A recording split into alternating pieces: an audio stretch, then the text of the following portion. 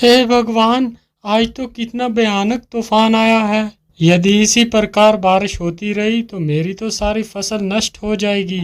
प्रकाश एक बहुत ही सच्चा और ईमानदार व्यक्ति था। वो अपने बूढ़े माता पिता के साथ इसी घर में रहता था। पूरी रात जोर जोर से बारिश और तूफान होता रहता है।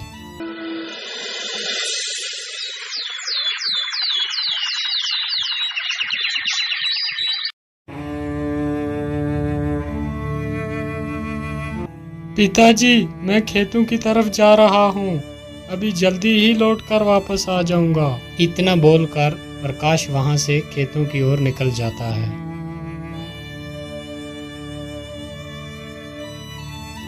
प्रकाश चलते चलते फिर अपने खेतों के पास पहुंच ही जाता है और वो क्या देखता है कि उसकी अपनी सारी फसल जो थी वो नष्ट हो चुकी है। हे भगवान, ये क्या हो गया? अब मैं क्या करूंगा? मेरी तो सारी फसल नष्ट हो चुकी है। अनाज कहाँ से लाऊंगा और अपने बूढ़े माता पिता को क्या खिलाऊंगा? बेचारा प्रकाश वहाँ पेड़ के नीचे बैठकर बहुत देर तक रोता रहता है। हे भगवान, मेरे परिवार का सहारा बस ये खेत ही था। आज वो भी नष्ट हो गया। अब मैं क्या करूंगा? अब तो यहाँ रहकर मैं अपने माता पिता का पेट नहीं भर पाऊंगा।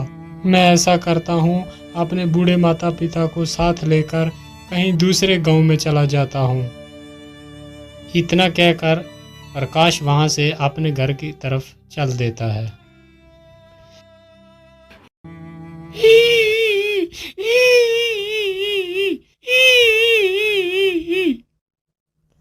अरे, ये आवाज किसकी है? कौन रो रहा है इधर? मुझे तो लगता है कोई मुसीबत में फंसा हुआ है। एक बार जरा देखूं तो सही, कौन है ये? फिर प्रकाश उसी ओर चलने लगता है जिस तरफ से वो आवाज आ रही थी और प्रकाश देखता है लोमड़ी अपने घायल बच्चों को देख देख कर रो रही है। जो बच्चे बिल्कुल अभी छोटे थे, चलने के लायक भी ना थे। अरे लोमड़ी, तुम क्यों रो रही हो? और तुम्हारे इन बच्चों को क्या हो गया है? अरे भैया, मैं तुम्हें क्या बताऊं, इस तूफान ने तो मेरा सारा घर ही उजाड़ दिया। अभी कुछ दिन पहले ही मेरे बच्चों ने जन्म लिया था। अभी ये चलने के लायक भी नहीं है। तूफान ने हमारा ये हाल कर दिया। अरे लोमड़ी, तुम दुखी मत हो, मैं तुम्हारी कुछ मदद कर देता हूँ। मैं तुम्हारे बच्चे को दवाई लगा देता हूँ जिससे जख्म बहुत जल्दी भर जाएंगे और मैं तुम्हारा ये घर भी थोड़ा ठीक कर देता हूँ। प्रकाश की ये बात सुनकर लोमड़ी की थोड़ी जान में जान आई। प्रकाश जल्दी से जाता है और कुछ दवाई की पत्तियाँ तोड़कर लाता है और जल्दी ही उन घायल बच्चों के घावों पर लगा देता है। और फिर वो जल्दी से वो गिरा हुआ पेड़ जो था जिसमें वो रह रहे थे उसे सही जगह पर। ये देखकर लोमड़ी बहुत ज़्यादा खुश हो जाती है। हे दयालु इंसान, तूने मेरे परिवार को मरने से बचा लिया। तुम बहुत अच्छे आदमी हो। मैं तुम्हारा ये एहसान कभी नहीं भूलूंगी। अच्छा लोमड़ी, अब मैं चलता हूँ। अरे रुको भैया, तुमने मुझे मुसीबत से निकाला, लेकिन मैं देख रही हूँ तुम्हारे चेहरे पे बहुत उदासी है। क्या कारण है? तुम इतने परेशान क्यों हो? अरे मैं क्या ही बताऊँ, जिस जालिम तूफान ने तुम्हें कष्ट दिया है उसी जालिम तूफान ने मेरा भी खेत जो था वो सारा तबाह कर दिया है और उसी फसल से मेरी सारी उम्मीदें थी। अब वो फसल भी सारी नष्ट हो चुकी है। अब मैं क्या करूँगा? खाना कहाँ से लाऊंगा और अपने बूढ़े माता पिता को क्या खिलाऊंगा? मेरे पास खेती के सिवा दूसरा कोई साधन भी नहीं है। अब तुम ही बताओ, मैं क्या करूं? अरे मेरे भाई, आप दुखी मत हो। आपने इतनी हमारी मदद की है तो मैं भी आपकी एक मदद कर देती हूँ। मैं तुम्हें एक खजाने का रास्ता बताती हूँ जिसकी वजह से तुम्हारी गरीबी हमेशा के लिए खत्म हो जाएगी। लेकिन वो खजाना है कहाँ? वो खजाना तुम्हें नीलगिरी की पहाड़ियों में मिलेगा। याद रहे, वो खजाना देखकर तुम्हें ज्यादा लालची नहीं बनना। अगर तुम्हारे मन में ज्यादा लालच आई तो वो खजाना तुम्हें नहीं मिलेगा। ठीक है, मैं तुम्हारी बात को याद रखूंगा। अच्छा, मैं चलता हूँ। इतना बोलकर प्रकाश खजाने की खोज में निकल पड़ता है। प्रकाश चलते चलते बहुत ज्यादा थक गया था और उसे भूख भी बहुत लगी हुई थी। अरे, मैं तो चलते चलते बहुत ज्यादा थक गया हूँ और मुझे भूख भी बहुत लगी है। यहाँ तो आसपास कुछ भी नजर नहीं आता। मैं ऐसा करता हूँ कि कुछ आसपास ही खाने को ढूंढता हूँ, शायद कुछ खाने के लिए मिल जाए। इतना सोचकर प्रकाश खाना ढूंढने लगता है। काफी देर इधर उधर भटकने के बाद उसे एक आम का पेड़ दिखाई देता है जिसमें बहुत सारे आम लगे हुए थे। अरे, इस पेड़ में तो कितने सारे आम लगे हुए हैं। मैं जल्दी से कुछ आम तोड़ लेता हूँ। और प्रकाश जैसे ही उस आम की तरफ अपना हाथ बढ़ाता है तो पेड़ के सारे आम गायब हो जाते हैं। ये देखकर प्रकाश बहुत ही हैरान हो जाता है। अरे, ये क्या हुआ? अचानक से वो सारे आम कहाँ गायब हो गए? बेटा, तुम इस पेड़ के आम ऐसे नहीं खा पाओगे। अरे, ये किसकी आवाज है? कौन है? और आसपास तो मुझे कोई भी नहीं दिखाई देता, फिर ये आवाज कहाँ से आ रही है? बेटा, मैं तो तुम्हारे सामने ही खड़ा हूँ।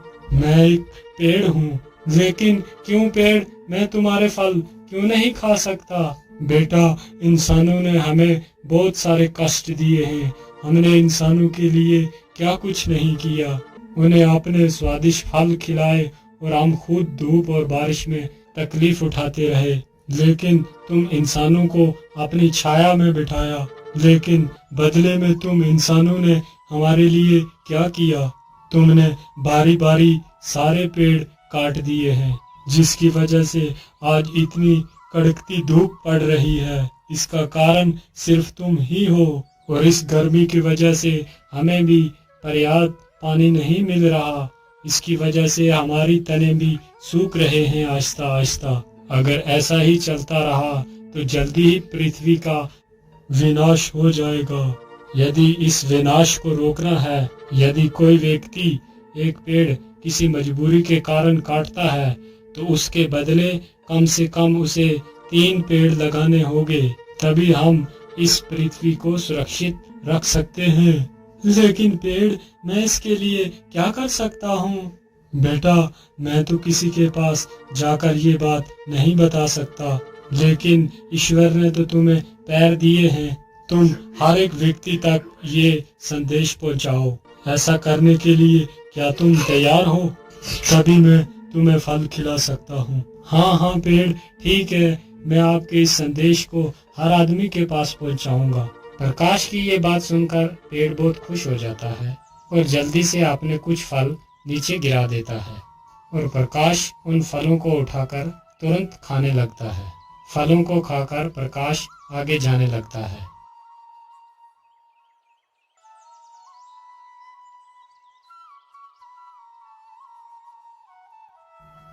अरे बाप रे बाप, इतनी जोर की धूप पड़ रही है और इस धूप में चलना तो बहुत मुश्किल हो रहा है और मुझे बहुत सारी प्यास भी लगी है, लेकिन नदी तो पास में ही है। चलो थोड़ा सा पानी ही पी लेता हूँ।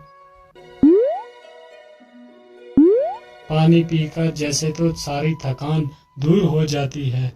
अरे, पानी के भीतर ये क्या है जो इतना चमक रहा है?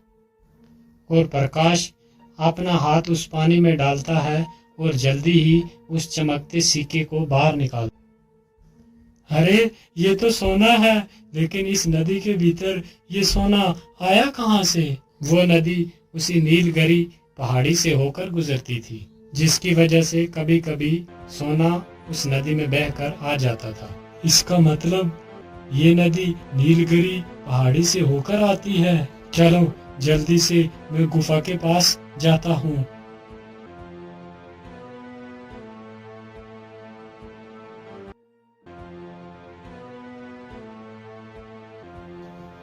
प्रकाश चलते चलते जल्दी ही नीलगिरी पहाड़ी के पास पहुंच जाता है।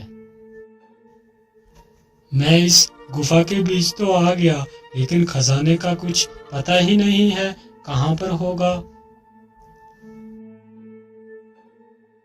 अरे ये क्या, एक पत्थर के नीचे से इतना सारा पानी कैसे आ रहा है? कहीं इस पत्थर के पीछे ही वो खजाना तो नहीं छुपा हुआ है। चलो इस पत्थर को ही हटा कर देखता हूँ। प्रकाश जैसे इस पत्थर को हाथ लगाता है, वो पत्थर अपने आप दूर खिसक जाता है। अरे ये क्या, ये पत्थर मेरे छूते ही इतना दूर कैसे हो गया? और देखता है गुफा की हर तरफ सोना ही सोना पड़ा हुआ है। अरे बाप रे बाप, यहाँ पर इतना सारा खजाना पड़ा हुआ है। कहीं मैं कोई सपना तो नहीं देख रहा? क्या ये हकीकत है? अरे नहीं नहीं, ये कोई सपना नहीं है, ये हकीकत ही में ही सोना है। चलो मैं अपनी जरूरत के हिसाब से ही सोना ले लेता हूँ। और प्रकाश एक पोटली भरकर सोना ले लेता है। आहा, इतना सोना मेरे जीवन के लिए बहुत काफी है। इतना कहकर प्रकाश सोने की पोटली अपने सिर पर रखकर वहां से निकल पड़ता है।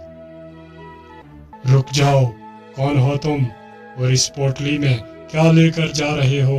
क्या हुआ, तुम कुछ बोल क्यों नहीं रहा? इस पोटली के भीतर क्या छुपा के रखा है तुमने? अरे सरदार, ये ऐसे आदमी नहीं बताएगा। हम इसकी पोटली छीनकर खुद ही देख लेते हैं कि इसकी पोटली के भीतर क्या रखा है। हाँ जोरावर सिंह, तुम जल्दी से इसकी पोटली छीन कर ले आओ। बेचारा प्रकाश डर जाता है और उस पोटली को उस डाकू को दे देता है। अरे वाह, इसमें तो बहुत सारा सोना है। अरे युवक, तुम्हें ये सोना कहाँ से मिला? जल्दी से बताओ, वरना मारे जाओगे।